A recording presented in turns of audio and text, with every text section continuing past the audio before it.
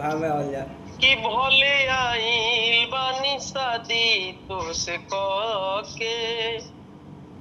बाकी दिल अपन केहू लगे धाके भला ही आइल बानी शादी तो से के बाकी दिल अपन केहू लगे धाके अरे बिना कसूर के आइल बानी तूर के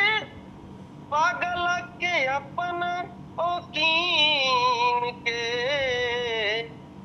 जवन मन कर को राजा बिना दिल के तुए दुल्हीन से क्या बात है जवन मन कर को राजा बिना दिल के तुए दुल्हीन से। बहुत अच्छा गाना बा लड़के के दिल में टूटल बा सब के दिल के टूटले भाई